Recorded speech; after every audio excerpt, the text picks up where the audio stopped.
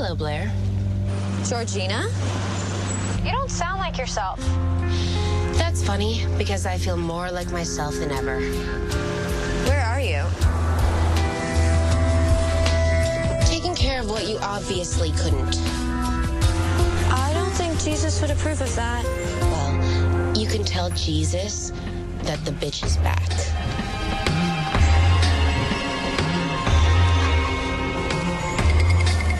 Follow that car.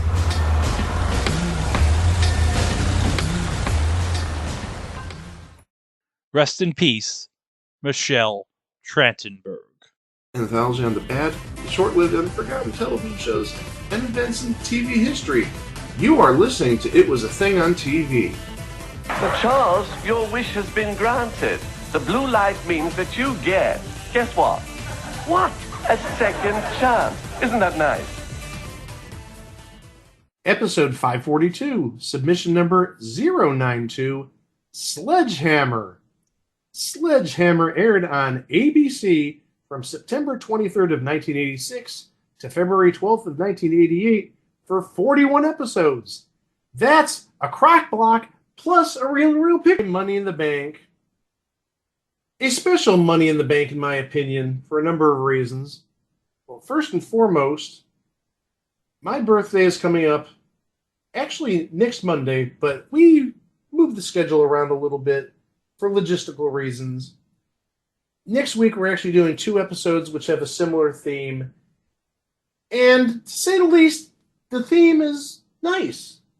Would you not agree with that, Greg? Yes. It's a very nice theme. And that's all I'm going to say about that. So even though my birthday is actually on Monday, March 3rd, we're releasing the episode here because I didn't want to break up the continuity. Another reason I chose this show is a good friend of mine, not a friend of Chico's, not a friend of Greg's, somebody I've known for well over 30 years. He posted like a 6-minute, 7-minute highlight reel of Sledgehammer on his Facebook account. And right then and there, it brought me back, and it's like, I need to cover this. Why have we gone almost 550 episodes and not talked about Sledgehammer? That also spurred me to purchase the DVDs.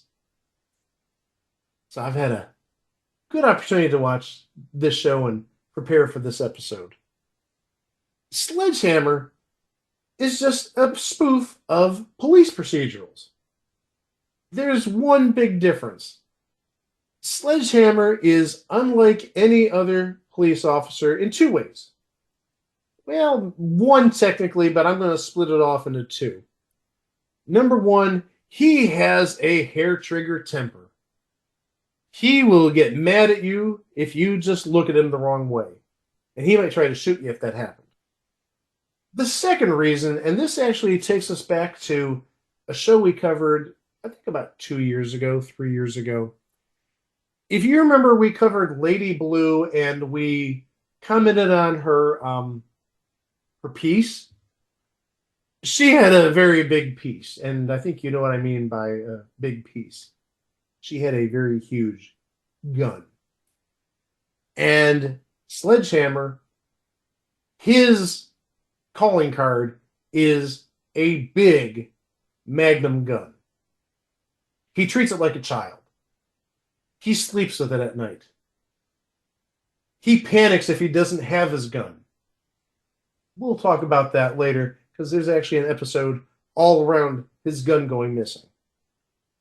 There's really only 3 major characters in this show. You've got Sledgehammer himself, played by David Rash. This was maybe about 3 months ago. Must have been about November, December-ish. I'm going through threads, and a comment popped up, or a thread popped up, about some guy living in New York City. New York City! He was going through, I don't know if it was Central Park or another park, but he's going through the park, and sitting on a bench right there, feeding the birds, is David Rash. And he said in this Threads post, it took every bit of his being to not go up to David Rash and just talk with him for like 3 hours about Sledgehammer. That's the impact of a good TV show. Or maybe not a good TV show, but a TV show that's etched in somebody's memory. You see this guy almost 40 years after the fact, and you want to go up to him and be like, I want to talk with you about Sledgehammer for the next 2 or 3 hours. Almost something that would happen at like a Comic-Con or something like that, gushing over your heroes. But getting back to David Rash. David Rash, where you'd know him from besides Sledgehammer, he had a brief run on Ryan's Hope. He was on 34 episodes between 1978 and 1981. And since then, he was on Nurses. Jack Trenton on 46 episodes. So definitely a known entity in this case. The second main character is Dory DeRoe, played by Anne-Marie Martin. This is actually her last acting role, and I'll get to why in a second. She was better known for being on Days of Our Lives for 298 episodes from 1982 to 1985, playing Gwen Davies. But also, she was on a week of Match Game Hollywood Squares Hour because, of course, she was on Match Game Hollywood Squares Hour. She was on a soap opera in 1983-84, and it aired on NBC. The reason why this is her last role, believe it or not, she retired from acting. She was married at the time to Michael Crichton, the guy who created ER, the guy behind Jurassic Park. Oh, and when I say ER, I don't mean E/R. I mean ER, the one with George Clooney that's pronounced ER. ER. The one on NBC. And actually, she helped write Jurassic Park. So she has a partial credit with that. So she retired right at the peak of everything. She was Dory DeRoe on Sledgehammer, and she said, quoting a certain person on this podcast, Mr. Gregory, she went out on a high note.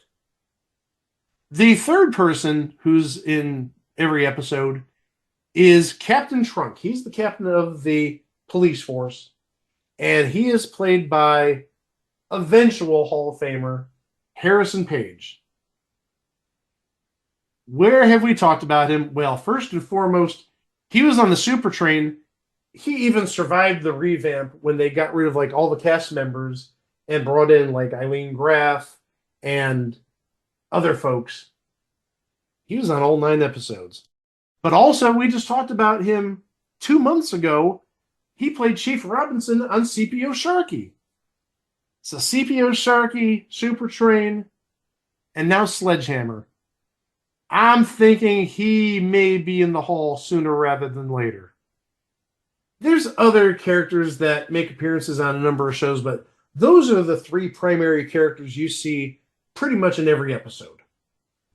Let's get to some episodes since we got 41 to cover. We'll start out with episode 1 of season 1, which is titled Under the Gun. Violence-prone Sledgehammer is assigned to head up the investigation when the mayor's daughter is abducted, but he predictably objects to a requirement that he work with female detective Dory DeRoe. So this is your expository episode, setting up the basis for everything. He doesn't want to work with a woman, and he has no choice. He's got to work with the woman. And she puts him in his place. In this episode, we actually do have a name, not a popular name in 1986, but he'd be a little more popular about 25, 30 years later. Playing terrorist number 3. Not terrorist number 1, not terrorist number 2. This is sort of like stripper 1, stripper 2, stripper 3 from It's Always Sunny in Philadelphia. Terrorist number 3 went on to have a good career, not necessarily as an actor, but as a pundit, kind of, sort of, but also a writer. Larry Wilmore. And watching this episode, if you've seen Larry Wilmore since his show on Comedy Central 10-ish years ago, maybe even longer than that, he's got hair, number 1. Number two, he's not that big. He's actually very fit. He apparently aged a lot between 1986 and, let's say, 2016. Those 30 years took a toll on him. But yeah, Larry Wilmore was on this episode as a terrorist, of all things. Episode number 2 is titled Hammer Gets Nailed. A local TV newscaster creates bitter public feeling toward the police department when he reports and editorializes adversely on what he sees during a day-long ride with Sledge and Dory. This is going to be a common theme. Sledgehammer irritates everybody. He loves his gun. He has an instantaneous reaction. He doesn't think before he speaks. He does things off the cuff. And that's why I love this show. He's the hero I needed back in 1986. Playing Phil Gum, who I believe is the reporter who did the ride-along with Duro and Sledge for this newscast. Somebody we've talked about in the past, Ronnie Shell. He of Gomer Pyle USMC and many other things. He's definitely known. But that's the big thing he did, in my opinion, was Gomer Pyle. Plus also, he was on a one-season wonder in 1967 and 1968 called Good Morning World.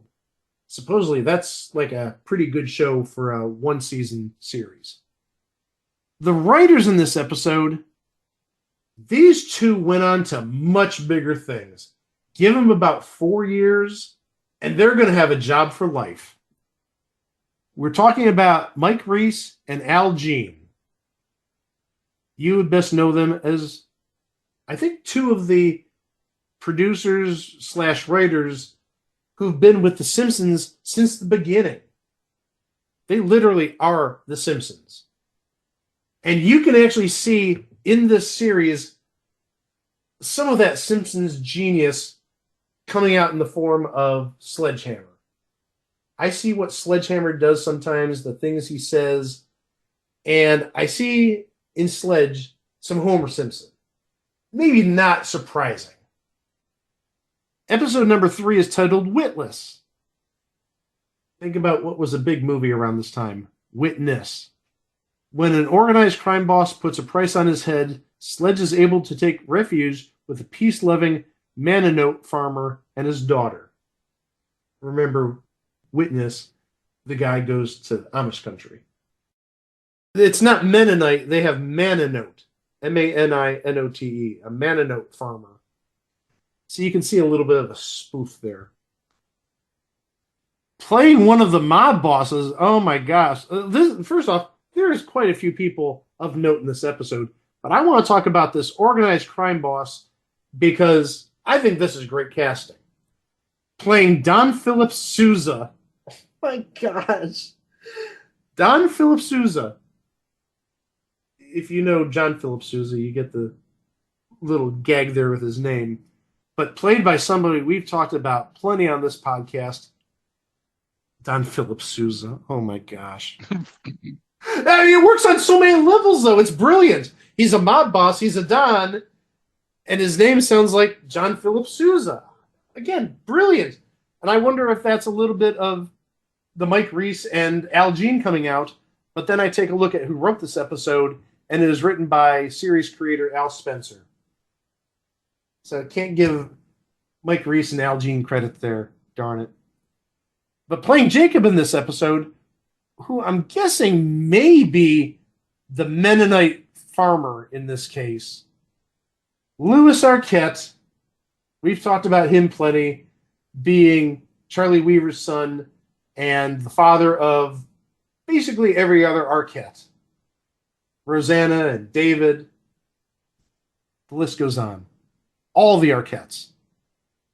In addition, since we just mentioned him, show creator Alan Spencer plays a man at the precinct, an uncredited role. Episode 4 is titled, They Shoot Hammers, Don't They? Prison escapee John Cogan commandeers a bus and launches a one-man wave of crime and violence, pledging to stop only if Sledge agrees to meet him in a one-on-one gunfight. This isn't going to end well for John Cogan, I don't think. Sledgehammer has this big Magnum, and he's not afraid to use it at any time. It's nice knowing you, John Cogan. We have two names. Looking at one of the people that I'm going to mention, this episode, I think John Cogan was friends with Sledgehammer when they were kids, because there's a flashback scene. And actually, in that flashback scene, playing young Sledge is Jonathan Brandis from Sequest and the Never-Ending Story 2 and Ladybugs. Oh, Ladybugs. What a classic movie that was. I knew I shouldn't have mentioned Ladybugs, but it was there. Greg, I'm waiting for you to say it was Rodney Dangerfield's best work. It was. Yeah, Especially... wait, hold on. Yeah, forget about Caddyshack and forget about Back to School. Ladybugs is where it's at. Damn straight. Should have won an Oscar, if you ask me. Well, you would have been all of 7 years old at the time. What did you know about movies back then? I'm sorry. I just had to bring it up. What does a 7, 8-year-old kid know about movies in 1992? He thinks Ladybug should have won not just an Oscar, all the Oscars, right? It would have swept every category. Jack A should have won an Oscar. Jonathan Brandis should have won an Oscar. Rodney Dangerfield should have won an Oscar. And it should have won Best Picture, too. Let's just sweep all the Oscars. Oh, my gosh. I know I shouldn't have gone down the Ladybug's path, but I sort of get what I deserve. You know what? I will give you costume design. But that's all I'll give you. What costume design? They wore soccer outfits. Hello, they dressed in drag to save soccer. After that little exchange, let's get to just a suspect in this episode. What a name as just a suspect. Charlie Brill. They got Captain Lipschitz from Silk Stockings to be a suspect on this episode. Comedy legend Charlie Brill, for heaven's sakes. Episode 5 is titled Dory Day Afternoon. Okay, this is like the second or third pun we've had based on a movie just in the first 5 episodes. I'm speechless. Sledge and Dory find themselves in a hostage situation as a result of a foiled bank robbery. Jumping ahead to episode 6, it's titled To Sledge with Love. Sledge is assigned to bring order to a notoriously dangerous local high school that is dominated by 4 young toughs who supply stolen cars to a crime boss. This is a funny episode. They're all funny in my opinion, but this one I remember seeing, and Sledge goes undercover. Well, not really undercover, because I think like early on when they see he's the new teacher, he pulls out the gun. And it's like, oh, shoot, you're a cop. And hilarity ensues. And I'm just going to give you guys a warning in advance. If you remember what I said last episode when things were rotten revisited, that there's a lot of sight gags and physical comedy, that's true about this too. So the plots themselves may not do justice for this series. But again, as I also said in the previous episode, form your own opinion. Make your own judgment by actually watching the episodes. We'll talk about how you can watch them later. One name as a writer of this episode, and this isn't the only episode this person wrote, but again, it's a name that when I saw it, I don't usually associate him with being a writer. And the name is Jim Stahl. He was on Mork and Mindy for 45 episodes as Nelson Flavor. He was also on all 13 episodes of something that we're going to cover later this year, and we've been sitting on this for a number of years, waiting for the right time. He was on 13 episodes of Goodnight Beantown. Episode 7 is titled All Shook Up. Oh no, this is another good one. This is another one where you need to watch it. Once I get into the premise, you'll see why.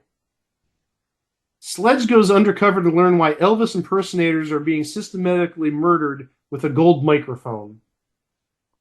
Oh, I'm being murdered by a gold microphone. Oh, I'm an Elvis impersonator, and I'm gonna be killed by a gold microphone. Oh, The way that Sledge goes undercover is he actually goes to an Elvis school for Elvis impersonators. After one class, the guy who kills the Elvis impersonators goes after Sledge with a golden microphone. He sort of hits him over the head, sort of like if you hit somebody over the head with like the butt of a gun, if you pistol whip them. Except instead of being pistol whipped, this is like microphone whipped. Seeing Sledge and the other Elvis impersonators worth the price of admission. And we do have a number of Elvis impersonators, but unfortunately, none of them are known names. So, sadly, Greg, that means no Elvez. I'm shamed. I'm sad too. You know what's going to make me feel better? Talking about episode number 8, which is titled Over My Dead Bodyguard. The commissioner personally assigns Sledge to guard Captain Trunk in order to ensure this captain's safety until he is able to provide critical testimony before a grand jury. This, I think, is only the second episode written by Mike Reese and Al Jean. But as we go deeper in the series, we'll definitely be seeing more episodes written by the pair. Episode 9 is not one of them. Episode 9 is titled, another pun, Magnum Farce. Not Magnum Force, Magnum Farce. Sledge becomes even more violent than usual as part of an attempt to infiltrate a group of vigilante police officers who are executing recently acquitted criminal defendants. One of those vigilante police officers, Officer Jackson, this guy's going to be a name probably within about a year of this episode. We're talking about David Leisure, Joey Suzu, but also we'd know him from Empty Nest. But I think real people of the 80s know him as Joey Suzu. Episode 10 in season 1 is titled If I Had a Little Hammer. This is another good episode. I like this one. Sledge and Dory pose as a well-to-do, childless couple in an attempt to catch a pair of thieves who steal babies and sell them to prospective parents with ready cash. These thieves go into the nursery after the kids are born and steal them that way. And then they put them up on the black market for parents who want to adopt a kid. So Sledge and Dory are acting as a couple, trying to adopt a kid. They smell a rat. The fight scene at the end, the gunfight scene, is very funny between fighting in basically what is like the warehouse of like a Babies R Us. There's cribs everywhere and toys and boxes full of merchandise. And the end result is, I don't want to spoil it, but the end result is the male thief stealing the babies. He climbs this pyramid of merchandise, these boxes of merchandise, and Sledge ends up hitting him with a bullet. But then the female thief actually pins Dory with a forklift. It doesn't end up very well for either of the assailants, because when the box of merchandise falls over with the male thief on top, it lands on the female who's operating the forklift. And sadly, there are no names in this episode, so we're going to just head over to episode 11, the title of which is To Live and Die on TV. Sledge becomes a contestant on the $1 Million Question in an attempt to prove that the show's host was responsible for the murder of a successful contestant. The game show host in question here of the $1 Million Question, he has a little bit of experience on game shows. Peter Marshall, the master of the Hollywood Squares, the master of the All-Star Blitz, the master of Reel-to-Reel Picture Show. You're damn right, Mike. Master of the Reel-to-Reel Picture Show. How is trying to solve cold cases in Vancouver going there, Ghost of Bill Armstrong? The hustle and bustle is just too much, I bet. Everything all frozen. Yeah, everything's all frozen, so whatever you were saying. Oh, never mind. My internet connection's shit. Oh no, I wanted to hear from the ghost of Bill Armstrong. I am talking as the ghost of Bill Armstrong, you dumbass. Well, no, the thing is, I asked you some stuff and we didn't hear your response because Okay, well then ask apparently, me that. well, okay, apparently the ghost of Bill Armstrong's internet in the afterlife is total crap. Oh, it's shit. I need to get a new ISP in the worst way. I'm sure Spectrum will take in a heartbeat, or Spectrum after death, or whatever they call it in the afterlife. So, as I was saying, the ghost of Bill Armstrong. How is solving cold cases in Vancouver going for you? Oh, it's going very well, but I'm doing the hustle and bustle of Orlando. Oh, you're solving cold cases in Orlando now? Oh, yes. You wouldn't believe all the unsolved murders that Mickey Mouse has caused at Epcot Center. Mickey? No. I really would have thought that would be a goofy thing. I'm not going to occupy you any longer. Go back to solving the Mickey Mouse murders. Why does that sound like a future entry if that was ever made into a TV show? The Mickey Mouse murders. Ha! I'm innocent! You can't prove I killed anybody! Ha ha! We do have another name beyond Peter Marshall in this episode. Playing a news anchor man. And this person doesn't appear until the last scene when Peter Marshall is caught by Sledgehammer. The news anchor is a gentleman by the name of Jimmy Alec. He is a known entity as a stand-up comedian, and he was actually, believe it or not, and I don't know why I remember this, but he did, it looks like 4 weeks of wordplay back in 1987. We don't get enough wordplay references on this show. And I should add that the newsman scene, and again, this is better seen than being told. You have Peter Marshall trying to escape from Sledgehammer, and he's running through different studios at this TV station, and he goes through a soap opera scene and is shooting at Sledgehammer, and Sledgehammer's shooting back, and he runs into another studio, which happens to be a cooking show, and he's shooting behind a Julia Child type of character, and Sledgehammer's, again, fighting back.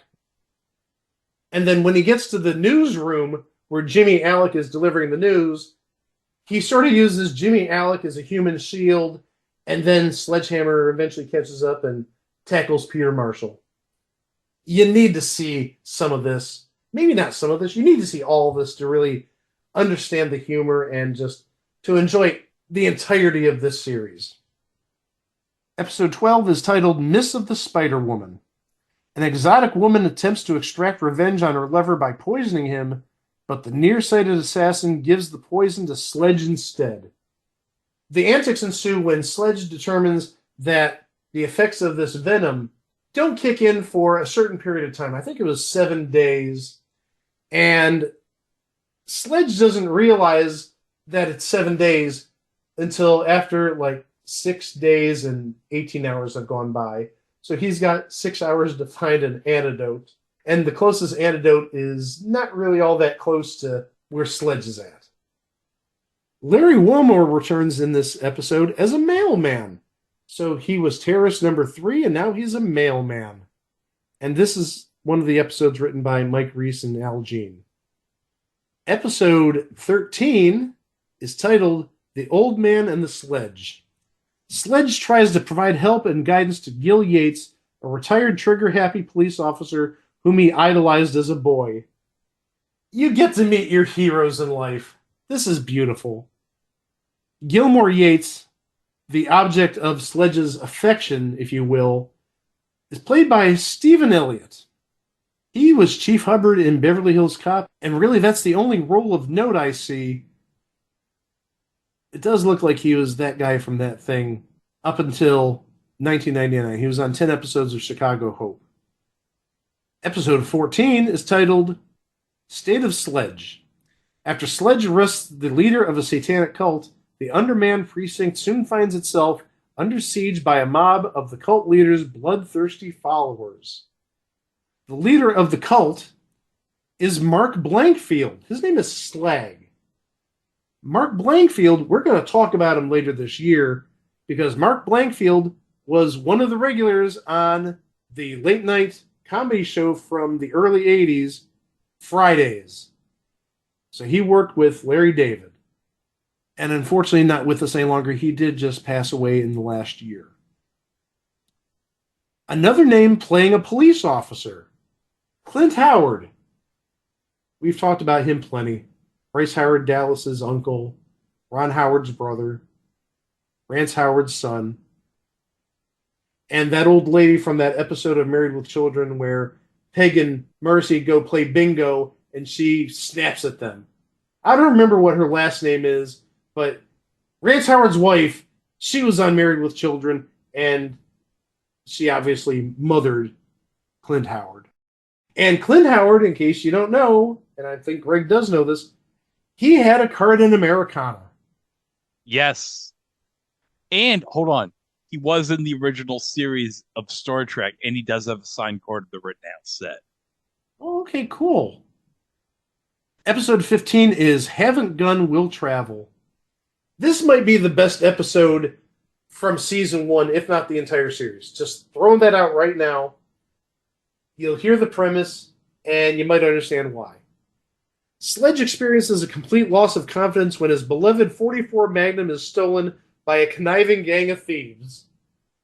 As I may have noted earlier, Sledgehammer sleeps with his gun. His gun is on the pillow next to him in bed, and when Sledgehammer goes to bed, he actually wears his holster to bed as well. Late one night, Sledgehammer is feeling a little patriotic, and he's watching TV. It's 2:33 in the morning. They're signing off, and he stands and puts his hand over his heart for the Pledge of Allegiance, paying respects. And while he's doing that, somebody breaks into his bedroom and steals his gun, and he loses all confidence. He still needs a gun, by the way. You can't be an inspector and not have some sort of weaponry. Captain Trunk gets Sledge a new gun. The problem is the gun, compared to the Magnum that Sledge had, which is a big Magnum. We talked about comparisons to the Lady Blue gun. This gun is very small. Sledge puts this gun in the holster meant for the Magnum, and he catches somebody in the act of doing a crime, and he says, "Freeze, I'm a cop." And he goes trying to pull out his gun, but this little gun fell way deep into his holster, and once he gets the gun out of the holster, the criminal ran away. Plus also, Sledgehammer takes this gun to the gun range, and he's shooting at the gun range. It's a little gun. How did I do? The guy who's running the gun range pulls out the target. You didn't hit a thing. And I think even at that point, Sledgehammer from close up tries shooting the target and still misses it. That's how bad the gun is. But in the end, they do catch up with the people that stole his gun. The ultimate plan is they wanted to melt down his gun. They don't. Duro goes with Sledgehammer to get these criminals, and they throw the Magnum into a kiln, into a furnace to melt down the gun, and Sledgehammer, barehanded, pulls the gun out of the furnace and saves his darling, beloved gun. And burns his hand at the same time because it was in a frigging furnace, guys. We have a couple of names. The first name I'm going to mention is just a guy by the name of Eddie. But this guy, I think we've talked about him enough to justify Hall induction. Talk about Jerry Hauser. I'm not going to go through everything we talked about regarding him, but this is not the first time or the second time or the third time or maybe even the fourth time we've talked about Jerry Hauser.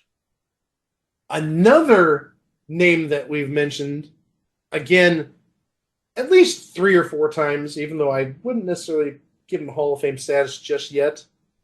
He's a bartender in this episode, and he actually makes this episode. I'll get to why after I say who it is. It's Jeff Doucette. We've talked about him, again, probably at least 3 or 4 times. I remember him as a semi-regular on Newhart back in the 80s, but he's a character actor that guy from that thing. And he makes this episode because Hammer, when he's really down in the dumps over losing his gun, he goes to the bartender and basically drinks his worries away and tells the bartender why he's so sad about losing his darling, his beloved. The bartender is interpreting it as he lost his girlfriend or he lost his wife. And the whole time, Sledgehammer's talking about his gun. And then at the final scene of the episode, DeRoe and Sledge go back to the bar for some reason. And the bartender thinks that they reunited, that Sledge got back together with his girl. And the thing is, when Sledge and DeRoe come in, Sledge isn't there to show off DeRoe as his girlfriend, because they're not. He comes and shows off the Magnum and scares the ever-living piss out of Jeff Doucette as the bartender. Again, you need to see some of these episodes because saying what happens, it really doesn't do justice to most of these episodes. Episode 16 is titled The Color of Hammer. Think about what movie was really big around this time. The Color of Money. When a hardline judge is blackmailed and later murdered, Sledge and Dory's best available clue is that he was an inveterate pool player. Directing this episode is actually a name we've talked about quite a bit. We just talked about this name actually just last episode as a director on an episode of When Things Were Rotten, Bruce Bilson. But not the only name in this episode, because we have a news reporter, Brianne O'Brien, in this episode, and she's played by Jacqueline Zeman, who you'd know from General Hospital. And she did seemingly like every ABC game show in the 80s up to like Match Game in 1990 and 91. And she was, and I will die by this statement, she was the worst celebrity on Match Game in 1990. Worst. Absolute worst. The only reason she was on that show is because ABC wanted to promote their soap operas. She should have never been anywhere near Match Game 90. I've said it, and I'm going to stand by that. Episode 17 is titled, Brother, Can You Spare a Crime? A man shows up claiming to be Hammer's brother, but Hammer claims he doesn't have a brother. Everyone's taken with him, including DeRoe, who goes out with him. But while on their date, she catches him in a lie, proving that he isn't Hammer's brother. Wait till you hear who Hammer's brother was. A gentleman by the name of Miles. Patrick Wayne.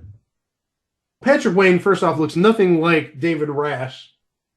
And that's only the beginning of the goofiness. But in the end, Patrick Wayne's character actually holds a maid hostage. That's sort of the climax in this episode, is at, I believe it was the brother Miles's house. He holds a maid hostage.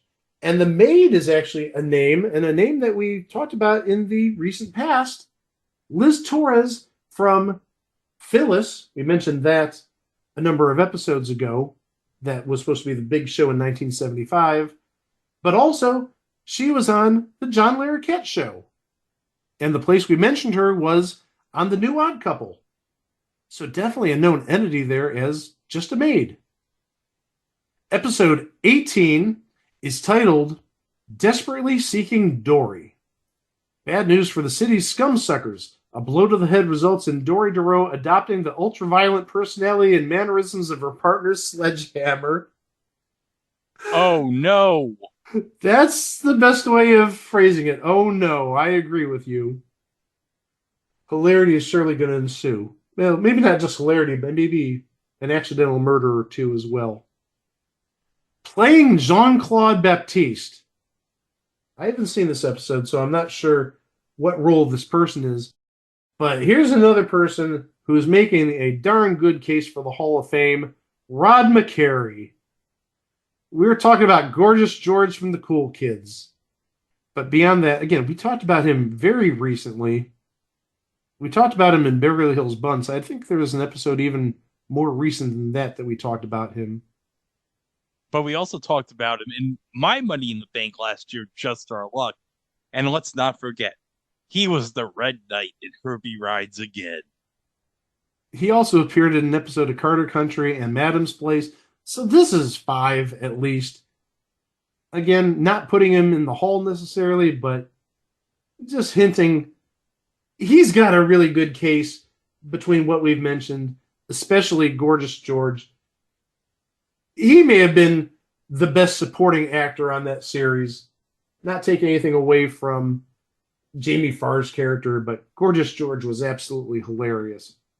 Go back to that episode. We did that probably in the first 50, 75 episodes. That was a good show. A little edit and post. I did see this episode, and actually it just reran this past weekend. Rod McCary deserved an award for this. He portrayed a French art dealer, and he sold it. The French was great. Just the overall acting was absolutely amazing. Why couldn't Rod McCary have gotten something for this role? Episode 19 is titled Sledge Poo. The Earl of Curl Beauty Parlor is a front for a cat burglar ring targeting wealthy women. Sledge infiltrates the ring by going undercover as a second-story man. That will take us to episode 20, which is titled Comrade Hammer. Sledge and Dory must safely escort a defecting Soviet scientist on a passenger train filled with communist agents determined to take him back. Mark Blankfield from Fridays returns as Professor Vronsky. Episode 21 is titled Jagged Sledge. Sledge is on trial for the cold-blooded murder of racketeer Hugo Victor. Serving as his own attorney, Sledge sets to prove his innocence in the face of overwhelming evidence of his guilt. Believe it or not, we have a name playing Hugo Victor. Tig Andrews from the Mod Squad. And it should also be noted that Tig Andrews was on a week of Beat the Clock in 1979. Because anytime somebody from Beat the Clock in 1979 ever appears on this podcast, it must be mentioned. He was not on the final week. For sure, I know that. Actually, it looks like he was on the Thanksgiving week with Joanne Flug, Abby Lane, and Robert Donner. A couple of other names in this episode. Playing Judge Ida Grimm is Conchata Ferrell from 2.5 Men and seemingly many other things. She was definitely on Hot L Baltimore, which we talked about previously, but you definitely best know her from 2.5 Men. And then playing a prosecuting attorney is Garrett Graham. We talked about him on The Critic. He was the voice of Franklin Sherman. Oh my gosh.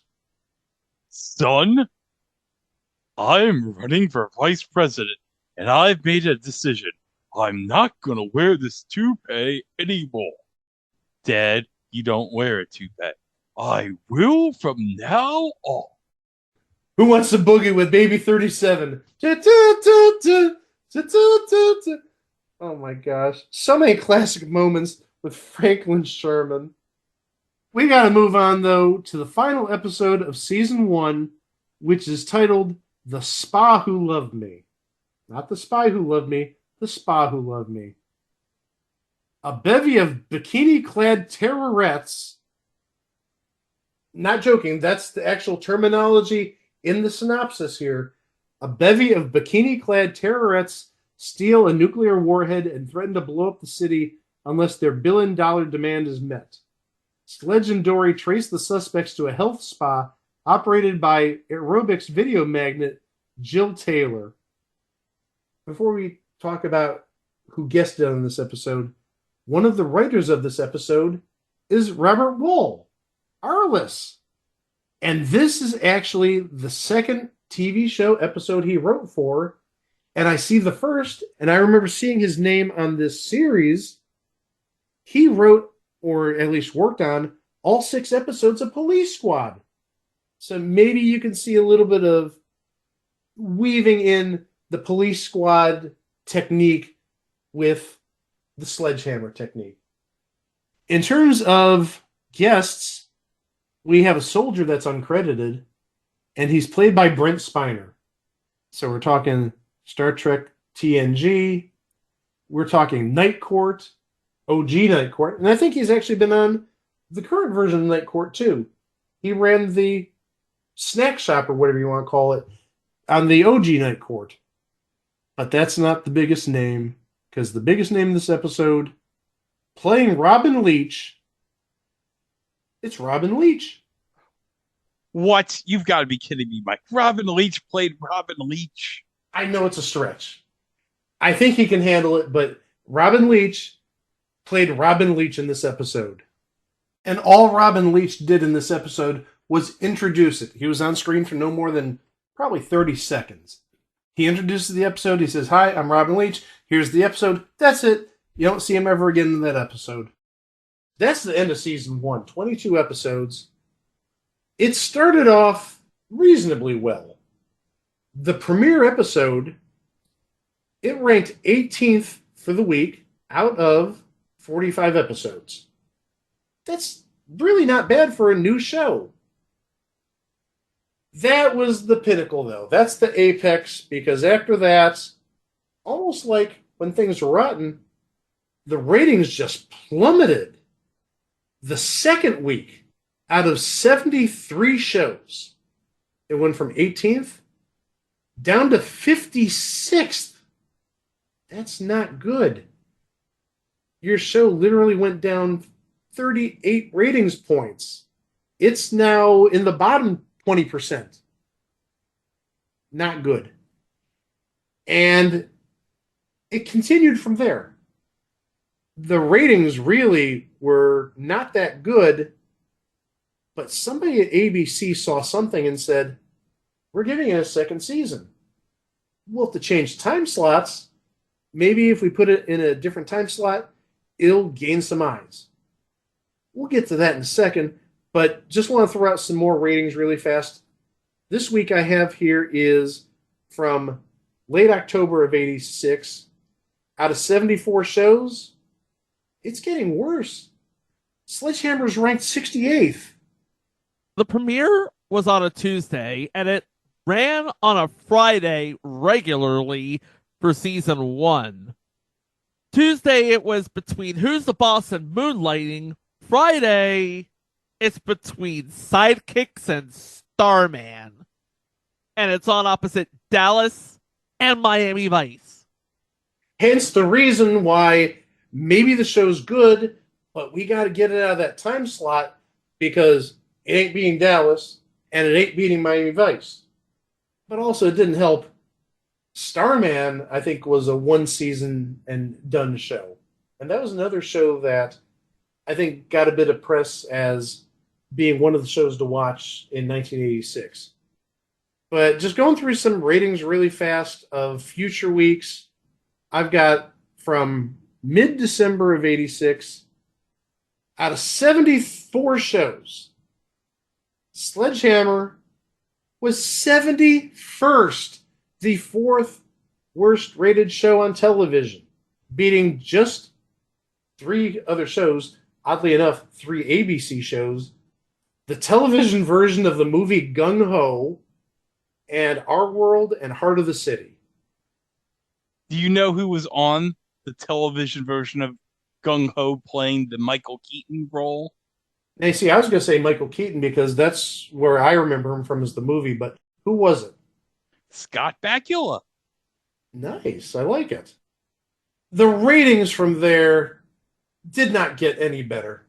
I'm looking at various ratings through 1987, and consistently the show is in the 60s, and that's out of either the high 60s number of shows or in the 70s. So it's literally like bottom 20% consistently. There are some exceptions to that rule, though, that are interesting in my research. In April of 1987, there were Sledgehammer specials. I'm guessing they were moved to a different time slot. And oddly enough, and this may be the reason the show was saved, the ratings were actually really good. The second to last episode of the season, out of 70 shows, it came in at 18th. That's pretty amazing. And then the season finale with the bikini-clad terrorettes, Out of 44 shows, it came in at 19th. So the last 2 weeks of the first season, it's a top 20 show. Now, admittedly, one of the weeks there were under 50 shows, but still, a top 20 show. You can't knock that. So maybe ABC saw the ratings for this special event in terms of being switched to a different time slot or what have you. And ABC said, you know what, we're going to go with the season 2.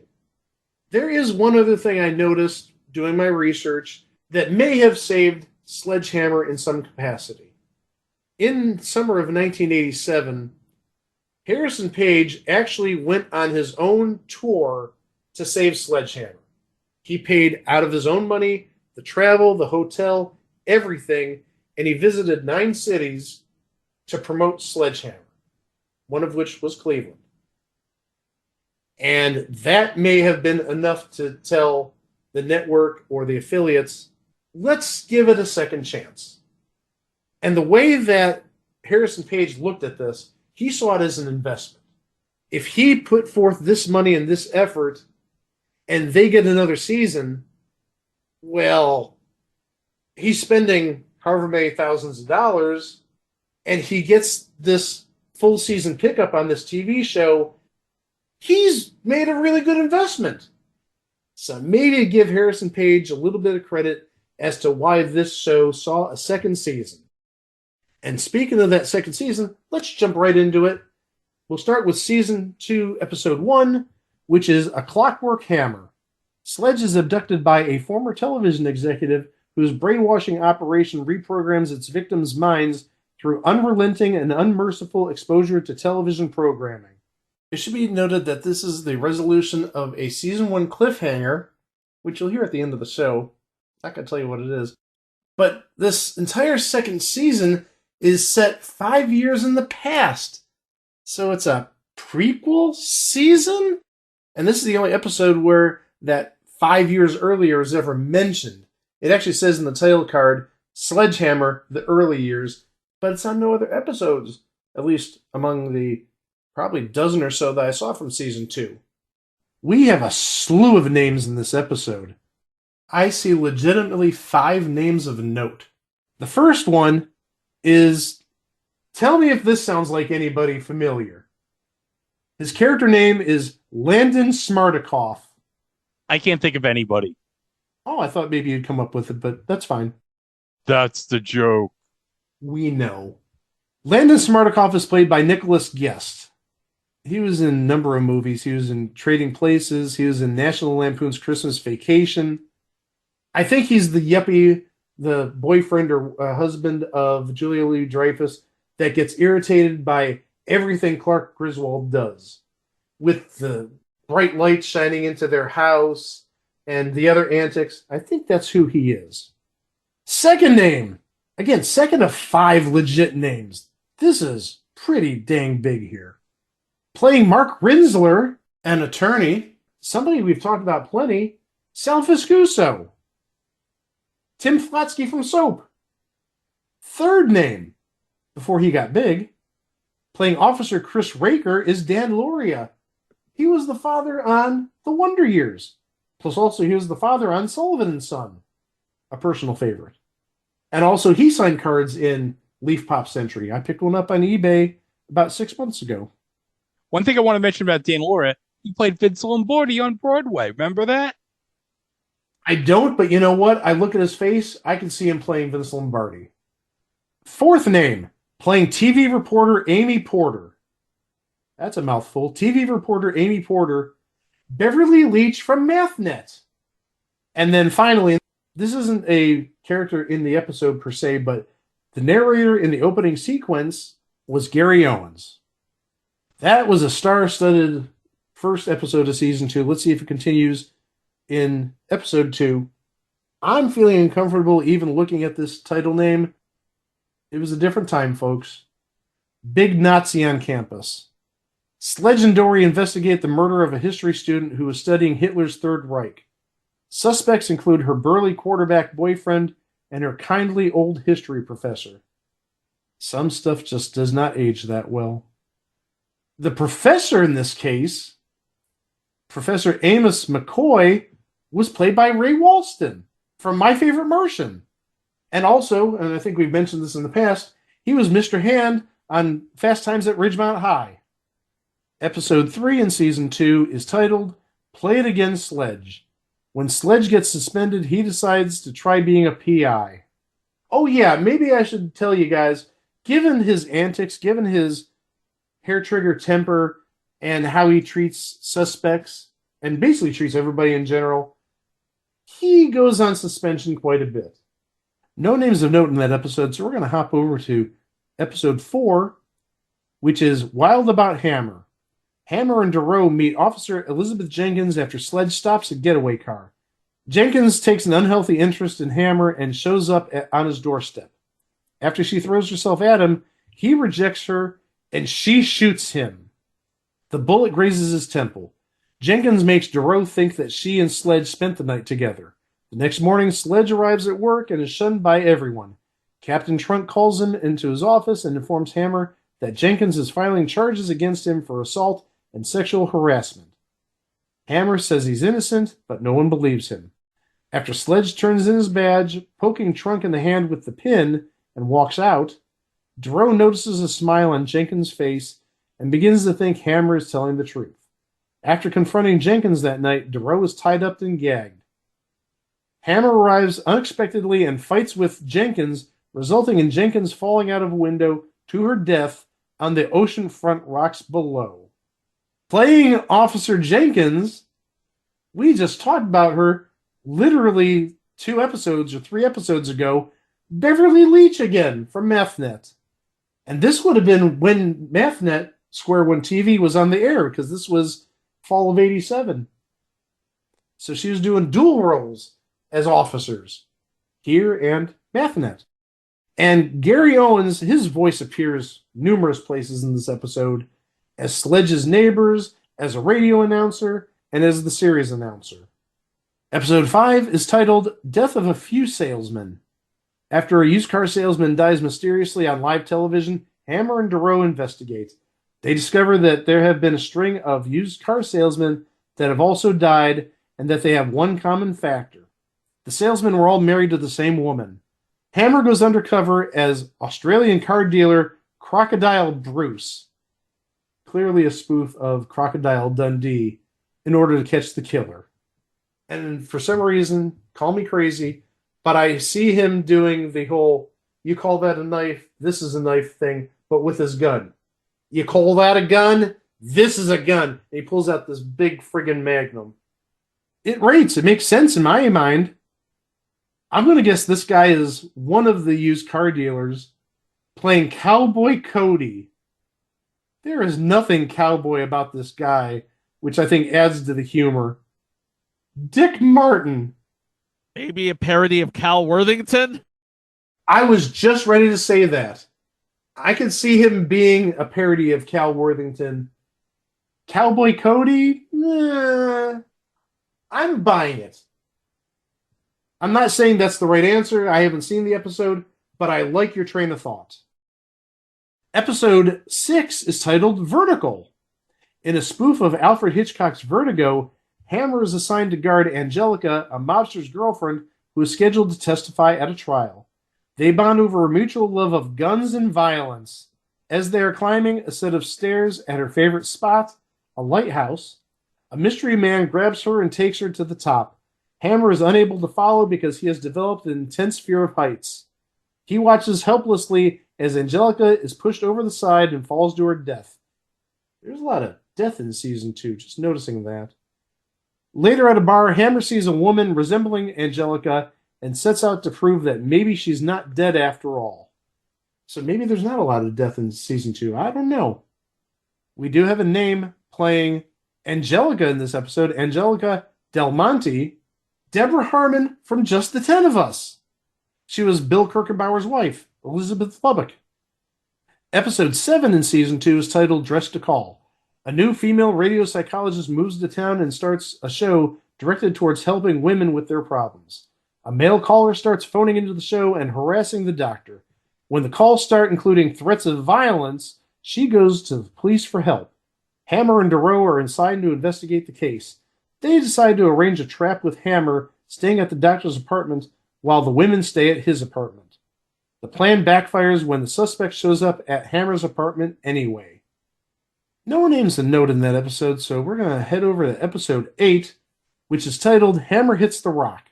The FBI has learned that mobster Clive Winston is planning a prison break. They recruit Hammer to go undercover because they don't want to risk their own men. Hammer, pretending to be a famous hitman, gets put into the same cell as Winston. Winston does not like him at first. However, when one of the inmates recognizes Hammer and tries to kill him, Winston mistakenly thinks he was the target and that Sledge saved his life. He then lets Hammer in on the breakout plan.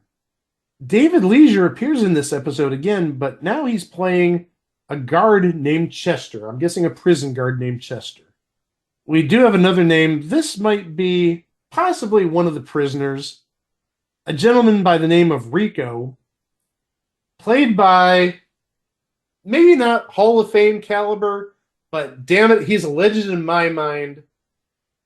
Branscombe Richmond. I'm talking about Bobby 4 Killer and Bobby 6 Killer on Renegade.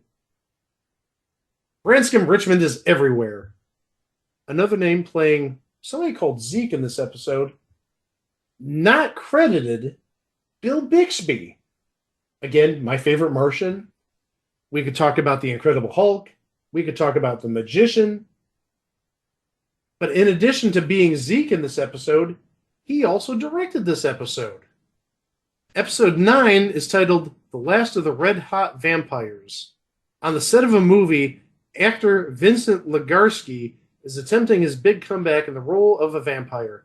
After blowing a scene, the director has had enough and fires him. Legarsky is later announced on the news as dying a short time later. The director also ends up dead that same evening after being attacked by a vampire bat. Hammer and Duro head to the movie set to check things out. The day after their visit, the female co-star for the movie also ends up dead, and there are reported sightings of Legarsky around town.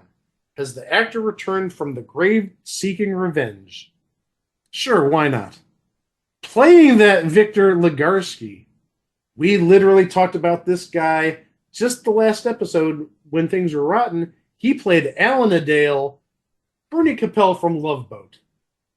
Another name of note in this episode, playing Zeph Campbell, is Bud Cort. We talked about him on Bob, where he was playing the sort of overly zealous fan of Bob and his characters.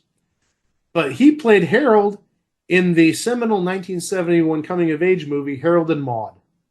Sort of a low-key classic there. And this is also another episode directed by Bill Bixby. That's going to take us to episode 10.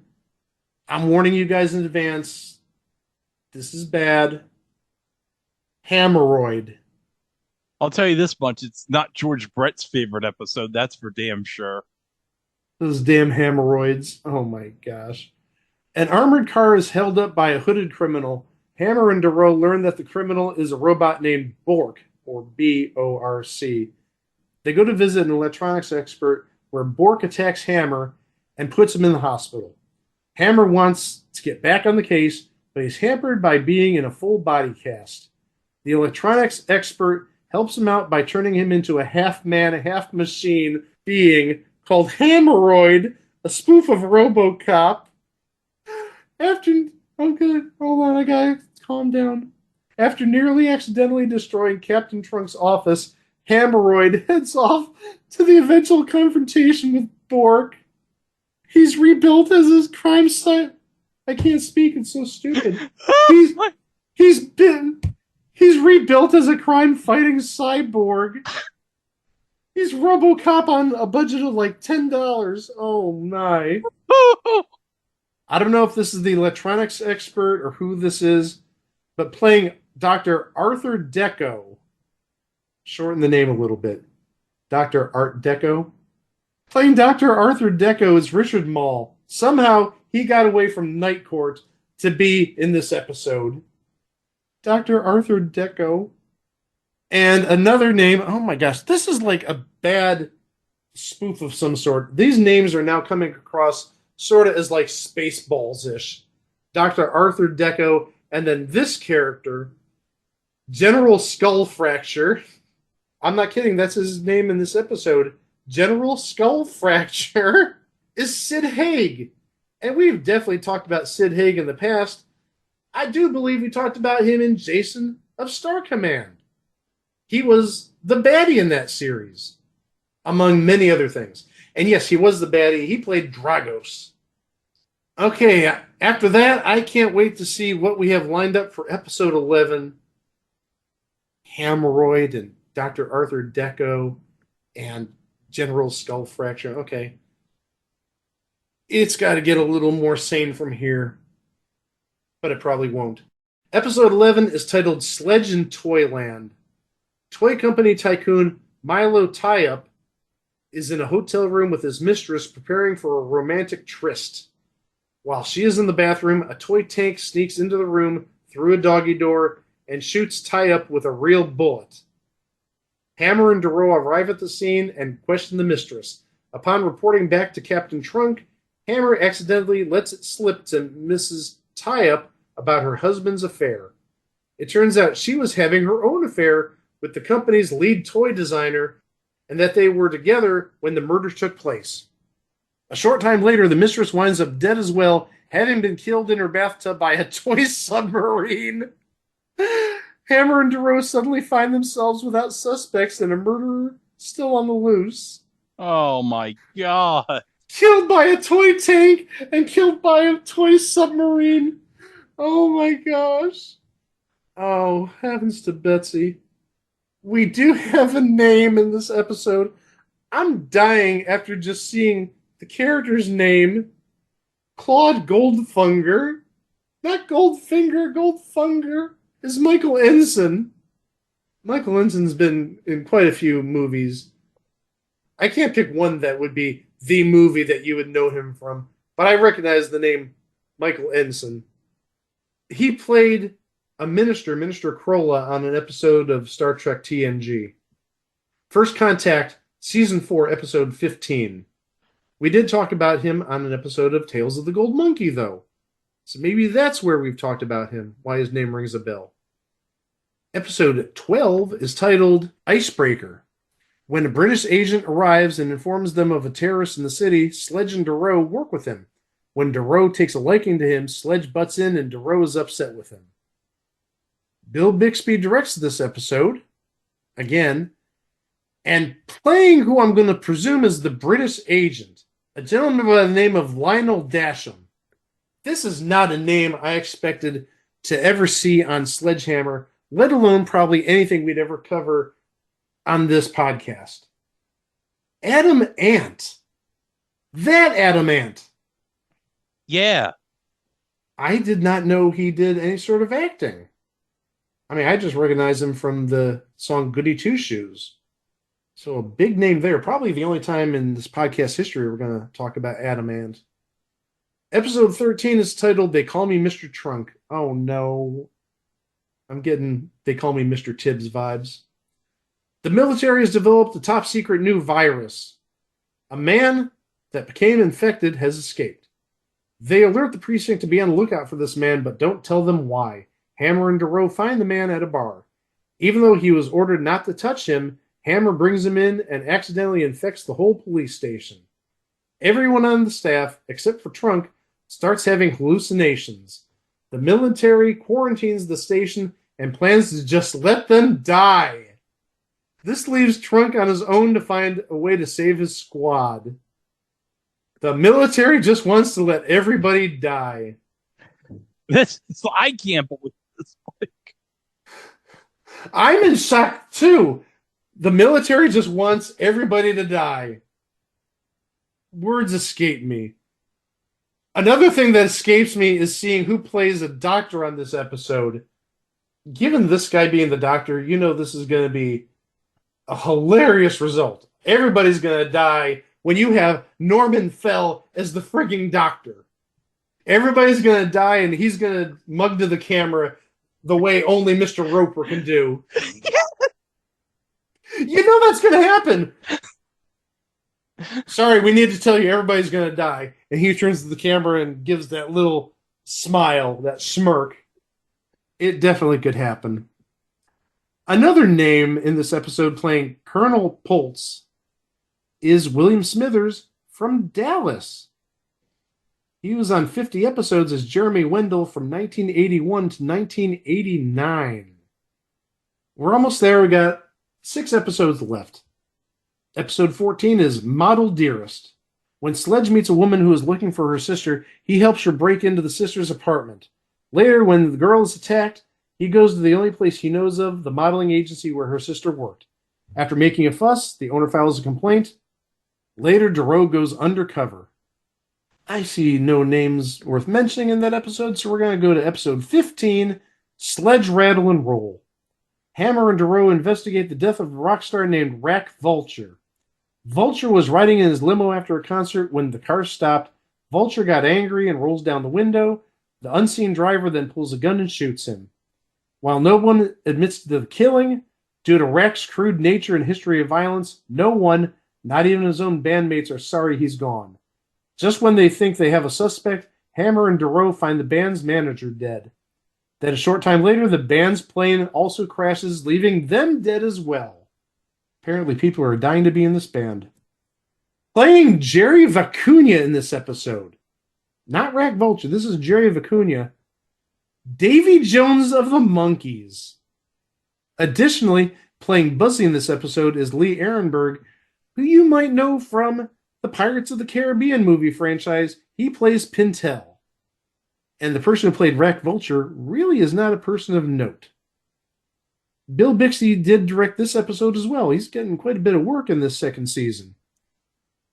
That'll take us to episode 16, which is Suppose They Gave a War and Sledge Came. Hammer and Duro investigate the murder of millionaire tycoon Edmund Bryce. Bryce was hosting a paintball war games, but someone used a real bullet. Hammer and Duro interviewed different executives with the company and learned that while they all hated Bryce, each one has an alibi. Back at the office, Hammer gets an unsigned invitation from the killer to take part in the next war games. He accepts. I feel bad for whoever is going against Sledge. He got a big gun. Directing this episode is Dick Martin. I don't know who this is. This may be the person who is the murderer who brought the bullet to the war games. But playing Derwood Monroe is John Paragon. We talked about him previously on Madam's Place, where we would know him from. He was Jambi on Pee-wee's Playhouse. Do you remember the story that I told about my dad related to Jambi from Pee-wee's Playhouse? You got to refresh my memory. I remember it vaguely, but it's always good hearing a Greg's dad story. Okay. Well, there was this one time when me and my brother were watching a Yankees-Orioles game on Yes. Oh, no, not this! And Jason Giambi came up to bat. And my dad said, Giambi, wasn't he on Pee-wee's Playhouse? I knew where this is going when Greg said New York Yankees, because I remember that anecdote. Oh, my gosh. Now, hold on. Could you imagine Giambi playing for the Yankees? It's a good thing that he didn't have any facial hair back then. Although now, let's be honest, the Yankees are now getting rid of their facial hair policy, which, thank the freak God, good, because it's not 1975 anymore. And George Steinbrenner has been deceased for what? 10 years, 15 years? 15 years, yep. It's an old rule. I mean, maybe there's a little bit of tradition to it, but really it's outdated and stupid. And if you saw what Devin Williams looks like without a beard, it's a bad rule. Oh, no, he needs that beard badly. That's his trademark. I agree with you. Episode 17 is The Secret of My Excess. Get it? Yeah, not the movie The Secret of My Success from that time. The Secret of My Excess. The governor secretly brings Hammer to his mansion. The governor's daughter is missing, and he wants to enlist Hammer's help in getting her back. Hammer is also instructed not to tell anyone because the governor is in the midst of a re-election campaign.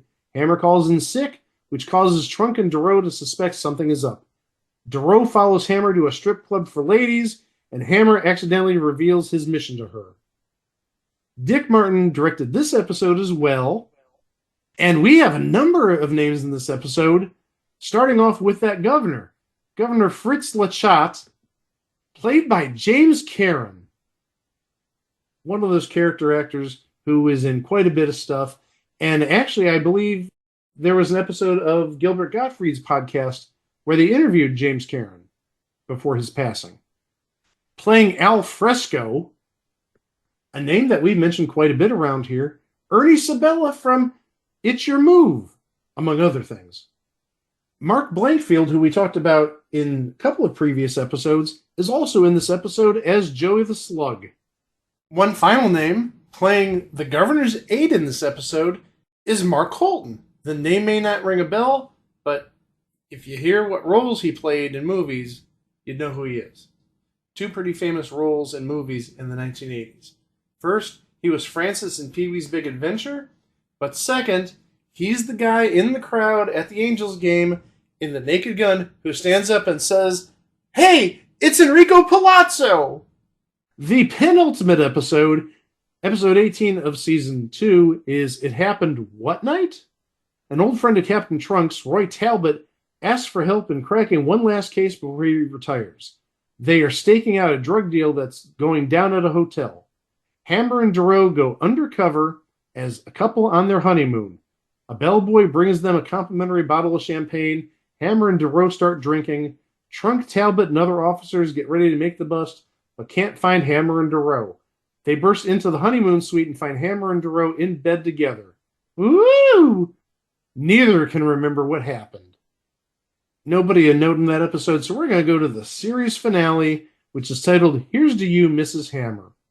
Sledge runs into his best bud from high school, now a defense lawyer. Rekindling of their friendship comes to a halt when he learns that his friend is about to marry his ex-wife. Sledge is forced to face the fact that he has no one. Aww.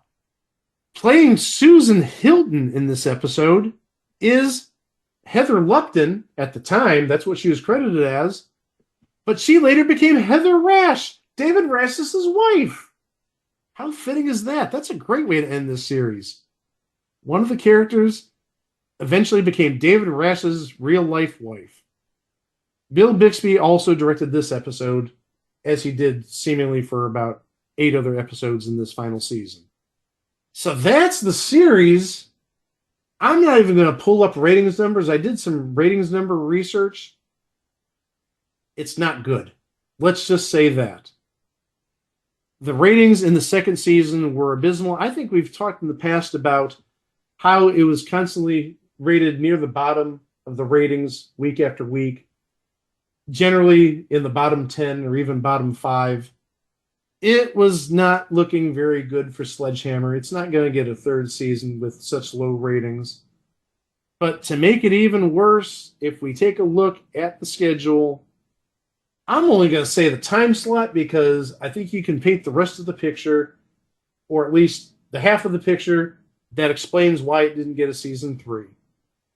Sledgehammer aired at 8 p.m. on Thursday nights. Need I say more? I'm going to. I don't want to leave you hanging. On CBS, it went up against the first half hour of Tour of Duty, but on NBC, you know what aired at 8 p.m. on Thursday nights. The Cosby Show. And you're not beating it. I will say that Sledgehammer had a bit of a legacy, and this is something I shared with Greg and Chico yesterday. I found an article. I don't know if this is from 1987 or 1986. I'm guessing if we took a look to see what shows were on what seasons, we could probably suss out what year it's from. I'm thinking it's 87 now that I see it, after I see one of the shows I'm going to mention. A reverend by the name of Donald Wildman, he ran the Mississippi-based American Family Association, which released a survey on sex, violence, and profanity in prime time. They list the 10 worst shows in television in terms of profanity and violence and sex, and they show the 10 most constructive shows. This is in no order, But the 10 worst shows on television this year, 1987 presumably, Tour of Duty, which I just mentioned, which makes sense, Crime Story, Private Eye, Sledgehammer, Hooperman, Miami Vice, Night Court, Houston Knights, Spencer for Hire, The Slap Maxwell Story, and LA Law. The 10 most productive shows, the most constructive shows according to their list, with the least sex, the least violence, the least profanity, CBS specials, ABC specials, NBC Sports, Rag to Riches, the Disney movie, 60 Minutes, Highway to Heaven, Our House, 2020, and if this last one doesn't age horribly, I don't know what does, The Cosby Show. If you want to see Sledgehammer, there's 3 ways to do it. And actually, they're the 3 same ways that I mentioned last episode with how you can see When Things Are Rotten.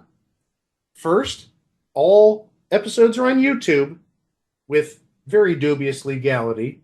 Could be yanked at any time.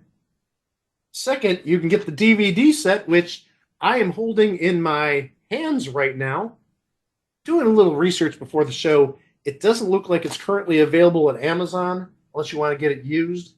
And the price of it used is about $26. The third way you can watch it, again, a free method.